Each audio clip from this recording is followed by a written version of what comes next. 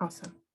So again, thank you guys for being with us this evening and signing up to be a part of this session. My name is Yolanda Jones. I am Senior Project Manager for Community Outreach with Planning. I'm joined by additional members of the UDO project team, as well as some staff members with the city. Tonight's topic is going to cover Neighborhood 1 zoning districts.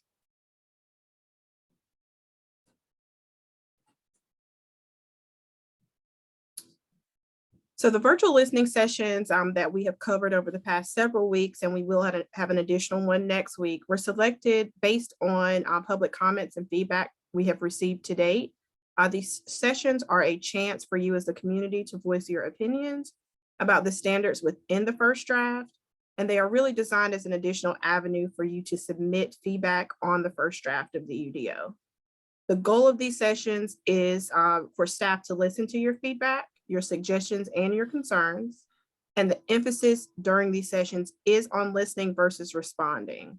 So the questions and comments that you share with us during these sessions will be transcribed and entered into our comment portal for response after the close of each session. I do want to stop here to make a point that we will, as we enter these comments, if you are asking for a point of clarification, you can expect a response from those questions. However, if you are asking for something that you would like to see changed in the UDO, we don't want to set the unrealistic expectation that you will see that answered prior to the second draft, because those types of questions will be and comments will be reviewed during the period between the ending of the public comments until the red line draft comes out. So I wanted to share that with you as well. So I'll quickly go over a few guidelines for tonight's session. Those who have signed up to speak prior to the beginning of this meeting, so during registration, you will be called upon in the order for which you signed up.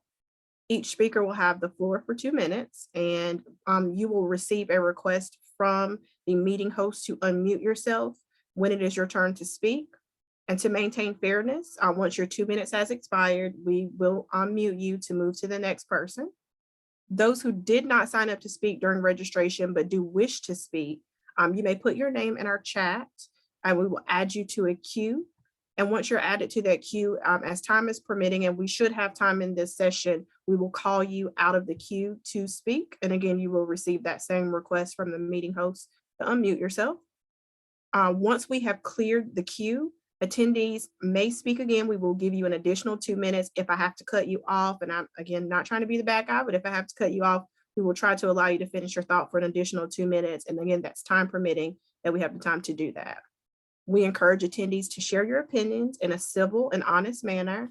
And again, the emphasis on these sessions are listening versus responding. So you may pose a question, and because we don't answer that question in this setting doesn't mean your question will not be answered. If it's a point of clarification, it will be added to our portal for response. So this slide is a review of some of our key dates with the UDO. The first draft of the UDO, as you're fully aware because you're here, was released on October the 7th. We are in our first phase of engagement. And the comment portal or comment period for this engagement closes on March 18th. Really important date. If you wish to comment in our portal, you can do that through March 18th. The comment period, once it closes, we will use that time to review the comments and suggestions made during that first phase of engagement to produce a second red line draft of the UDO, and that is scheduled to be released in May.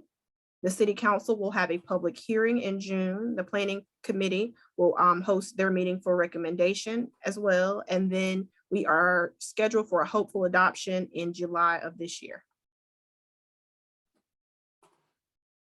So tonight's session will include highlights of the proposed Neighborhood 1 zoning districts, a translation of current residential zoning districts to new Neighborhood 1 districts, and then alternative development options and proposed overlays. And this will be presented by Alan Goodwin, a Senior Project Manager with our Entitlement Services Division and also the Deputy Project Manager for the UDO. We will then open the floor for our open forum. And then we will close out with some highlights of some resources and some upcoming engagement opportunities that we can share with you. So I'll turn it over to Alan. Thank you, Yolanda. So chances are you've already had a chance to look at the neighborhood 1 zoning districts in the UDO because you're obviously interested in that. But if you haven't, they can be found in Article 4 of the draft UDO, which is on our website at charlotteudo.org. The neighborhood 1 zoning districts, and there are 6 of them, have been drafted to respond to the policies and recommendations of the comprehensive plan in the neighborhood 1 place type, which is one of 10 place types that have been mapped throughout the city by the policy mapping process, which is ongoing. So for those neighborhoods mapped as neighborhood 1, these neighborhood 1 zoning districts are appropriate for use in those. So as you can see, our naming convention for these 6 districts is N1A, obviously neighborhood 1A, N1B, N1C, and so forth, all the way to N1F. For the most part, they're comparable to our existing single-family residential districts, with the exception of N1F is a little bit of an outlier. We have nothing today that's comparable to the N1F. So we'll focus mostly this evening on the N1A through the N1E, although I will say a couple of things about N1F, and you're certainly welcome to comment on that as well. So all of the current zoning districts, conventional zoning districts in Charlotte, will convert to one of the new UDO zoning districts upon adoption of the UDO. I say conventional zoning districts. I'm not talking about conditional districts or optional districts, which are actually another form of conditional districts, but only conventional districts.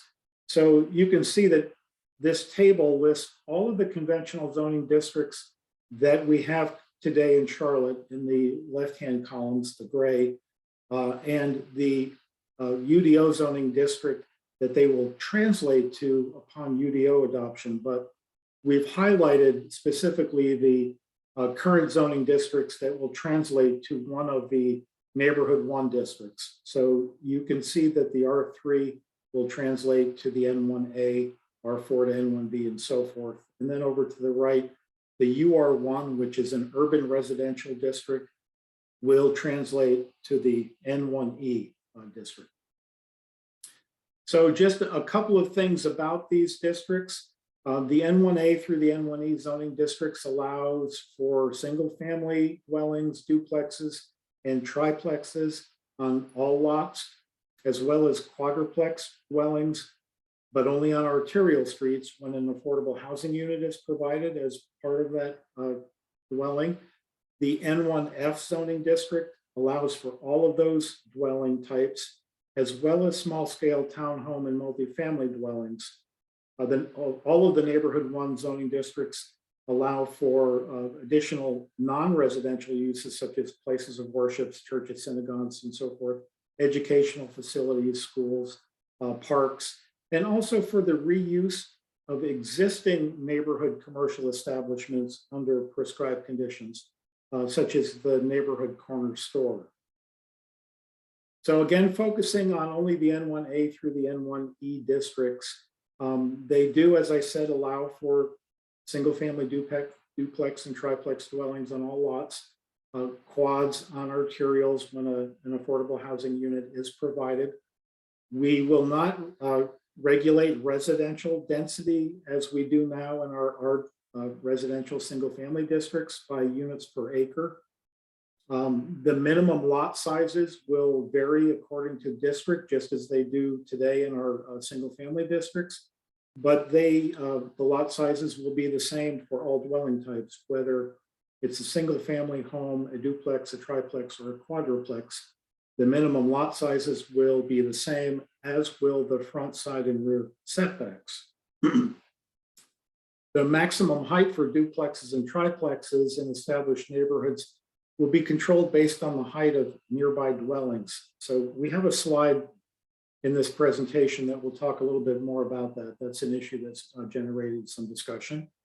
ADUs, or accessory dwelling units, are allowed on lots with single-family dwellings. Only one driveway is allowed per lot per street frontage. Parking for duplexes, triplexes, and quads is to be to the side or rear of the dwelling to avoid having a giant parking pad or driveway in front of the house. And we have drafted some new overlay districts that are available for use as an option, generally to preserve neighborhood character or to address specific conditions. Talk a little bit about those a little bit later. So I've said that the neighborhood 1 A, B, C, and D, and E districts are comparable to our current residential single-family districts. For the most part, as this matrix kind of demonstrates, they have some of the same or nearly the same dimensional standards as we have today. So just as an example, if we choose the first grouping of R3, which will translate to N1A, you can see that in the R3, there's a minimum lot area of 10,000 square feet, and that carries over to the N1A. That's consistent. A minimum lot width of 70 feet is also 70 feet in the new district. Our setback measured from the right of way is 27 feet. Again, the new district in the UDO will be 27 feet. And the rear setback today is 45 feet. We're going to change that and bump it down a little bit to 40 feet. And you can kind of carry over and see that for the most part, the standards of the new UDO neighborhood 1 districts are either the same or very similar to the districts that they are designed to take the place of. I mentioned the duplex and triplex height limit, and it is really, the idea behind this is that because duplexes and triplexes would be allowed by right in residential neighborhoods, the idea to try to regulate height is so that they fit in with the context of the neighborhood in terms of the surrounding dwelling heights and massing and so forth. And so what we've done here is measure the sidewall height, and this is a little bit detailed.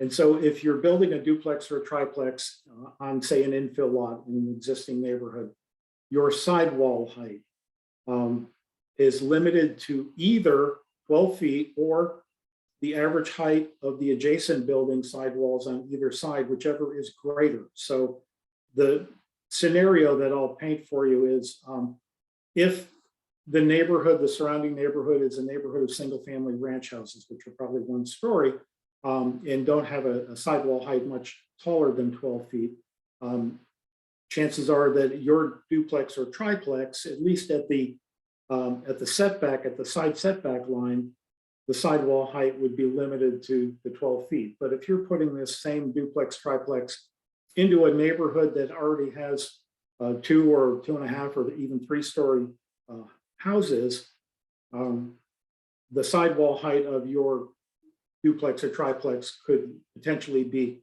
taller. You would just average out the sidewall height of the building, the house to the left of you and the house to the right of you, and take the average. So if there's a 2-story house to the left of you and a 2-story house to the right of you, your sidewall height could conceivably be much taller than 12 feet.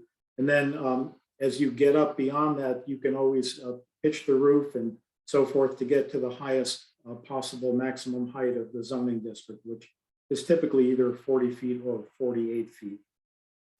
This particular standard has generated quite a bit of conversation.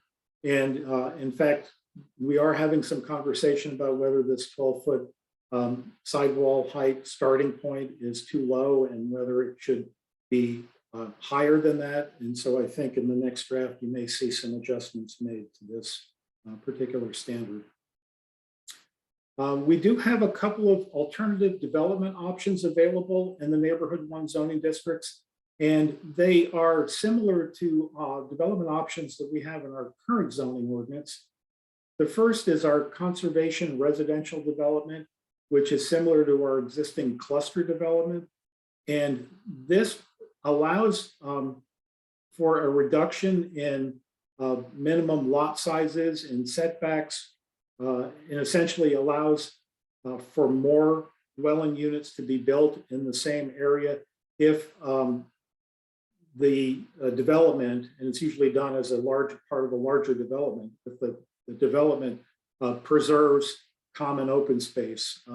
It could be a water feature such as this, or it could be just walking trails.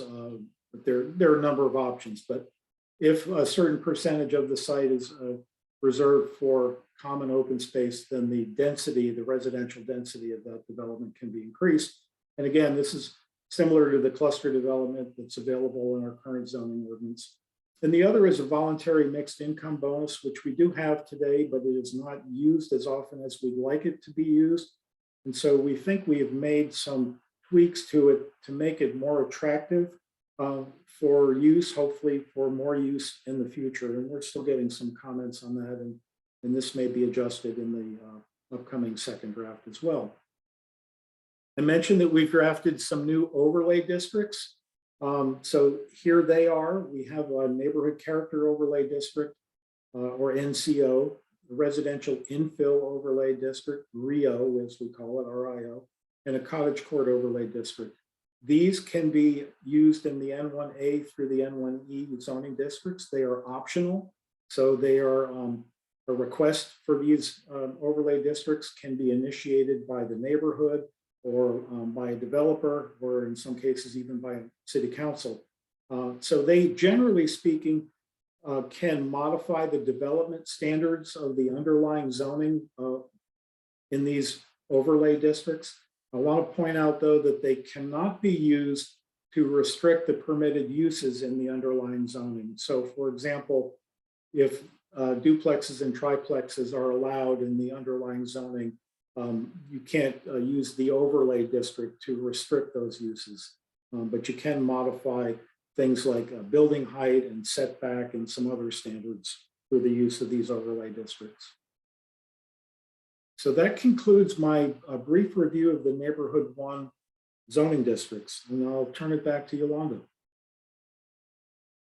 Thank you, Alan. So before we open the floor for speakers, I just want to go back over those guidelines that I laid out earlier in the presentation. Each speaker will have the floor for 2 minutes. Once you are recognized, you will receive a link from our meeting host to unmute yourself to speak.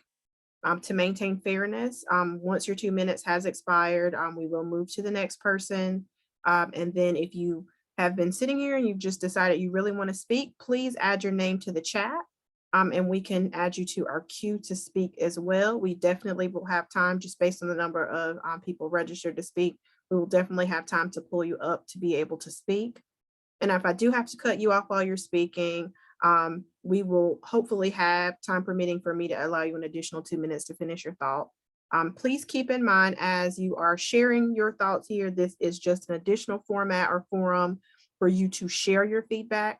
However, if you so choose and you want to put something in the chat, we can pull that from there to put into our comment portal, or we will also be dropping in the chat the link for you to go directly to our comment portal to enter your comments. You have until March 18th, again, to make those comments. And I just want to reiterate that the comments that you put in the portal, if they are asking for potential changes within the UDO, we do not want to have an unrealistic expectation that you will get responses to those prior to the end of that comment period ending. Those potential changes or adjustments within the UDO will be reviewed during that period as we work on the red line draft of the second draft. However, if you do put comments for clarification or questions, those comments should be addressed via our portal, and that is updated periodically. So we'll go ahead and get started here with our, and I'm going to again call in the order for which we did receive requests to speak. So the very first person that I have is Michael Grover. Michael Grover.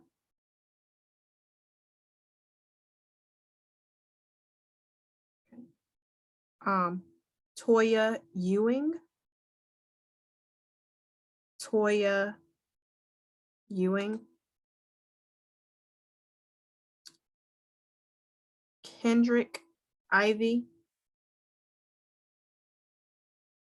Kendrick Ivy.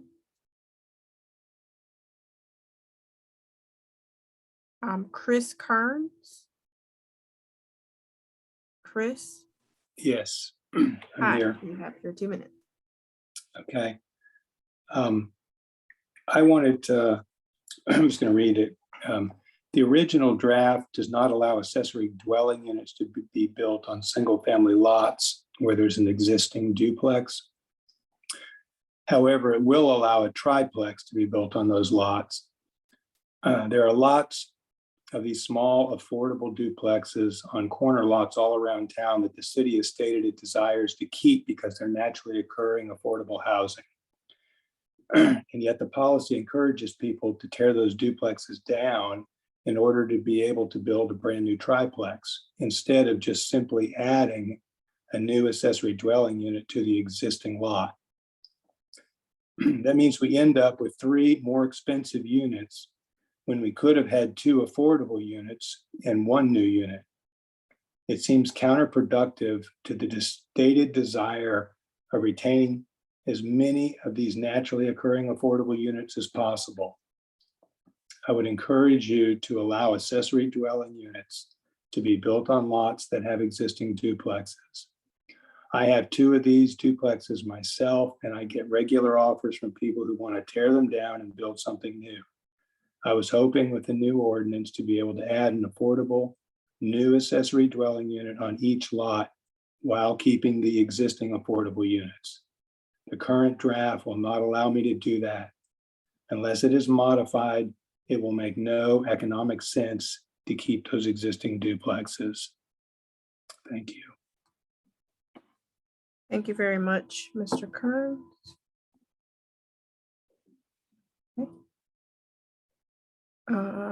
The very next person I have is Kay Doyle George. I'm Kay. here. Hello. Hello. Thank you. Okay, I'm going to go ahead and my concern is your elimination of the units per acre standard for density. So I'm just going to go ahead and read something because it is kind of complicated. The tools used to control density in the proposed Charlotte UDO are minimum lot area and maximum building coverage, which apply to structures on a particular parcel, not units. The impact in zoning districts N1A through N1E is that the structures can be built in these zoning districts by right. As an example of the impact of these provisions, consider the number of units that could be built on a 1 acre parcel in zoning district N1A, which is currently R3. The minimum lot area is 10,000 square feet in a parcel containing 43,560 square feet. Assuming this parcel could be subdivided into 4 lots containing 10,000 square feet, 4 structures could be built. If duplexes, the number of units would be 8. Triplexes, the number would be 12. Quadruplexes, the number of units would be 16. In zoning districts N1E or currently UR1, the number of structures would be 13, and the number of units would increase to 26 for duplexes, 39 for triplexes, and 52 for quadruplexes. This is all in a 1 acre area. So my question is, why not increase the minimum lot areas? They do so in Raleigh. For example, for attached houses in Raleigh, under their UDO, the minimum lot areas range from 20,000 square feet in R2 to 4,000 square feet in R10. So that's one way to lessen the density. Another way to do it is to structure your ordinance so that it deals with structures per acre. Mr. George, I'm only going to stop you for just a second because we don't have anyone signed to speak after you, but I did want to let you know, I want to, for fairness, that was 2 minutes, and then I'm going to add an additional 2 minutes now, so I don't want to cut you off. You can keep on going. Well, I do appreciate it. Actually, it was pretty much at an end anyway. The proposal that I've made through the portal is that one way to compromise and to provide adequate density limitations would be to talk in terms of structures per acre. And that's certainly the number of structures per acre would depend on the classification, N1A through N1E. But that is a way to handle it. It's in the portal. I made that comment many months ago. And I was wondering when I might receive a response.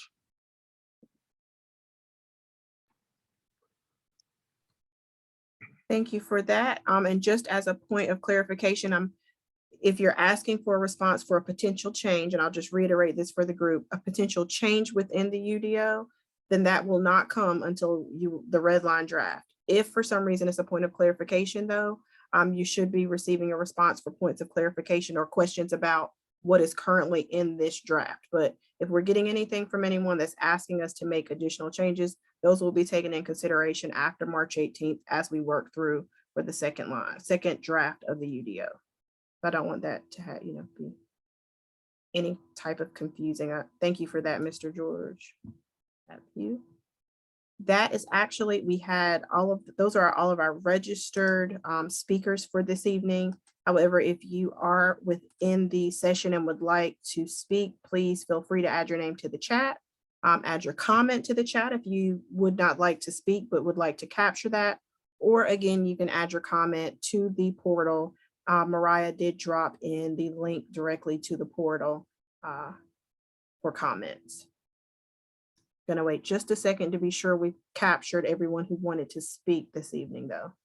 Again, if you would like to speak, please, you can use the raise your hand feature or you can drop your name in the chat.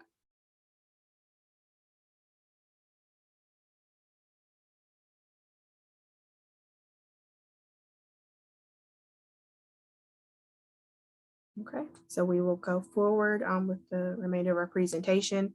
So as you see on your screen here, and again, in the chat is the link directly to the comment portal. We do need your feedback. The comment portal itself is open until March 18th for public comments. We do ask that comments be submitted by topic. However, general comments are welcome, but the goal is to receive specific UDO articles and sections so that we know exactly where your comment needs to reside or what it's related to. We do have a tutorial on our website that does walk you through how to comment. And if you need assistance with that, please let us know. But again, we definitely encourage you to use our comment portal through March 18th to submit your comment.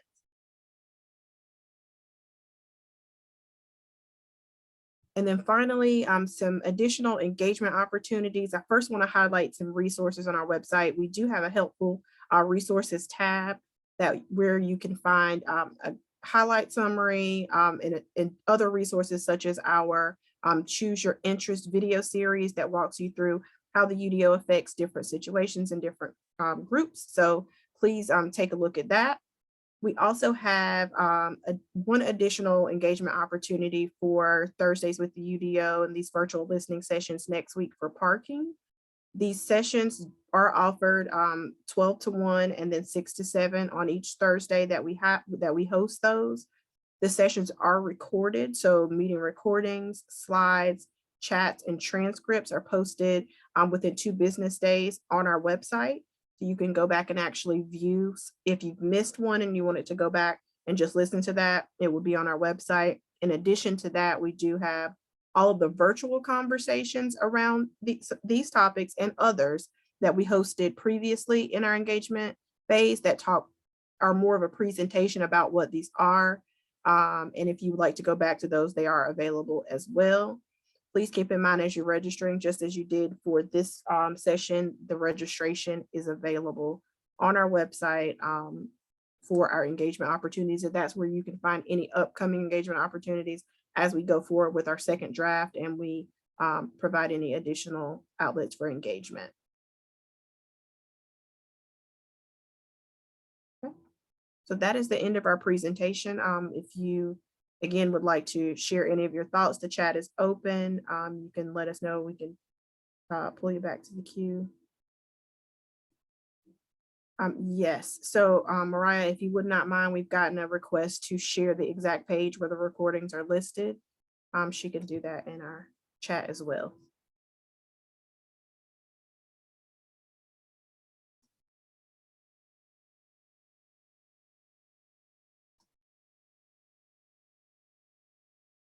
And just again, just to highlight, the helpful resources tab on our website is where you can find all of these resources, including the listing for those recordings, if you'd like to go back to that as well.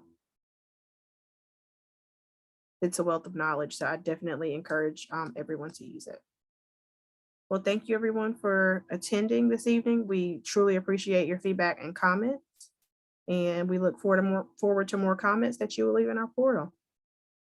Thank you and have a great evening.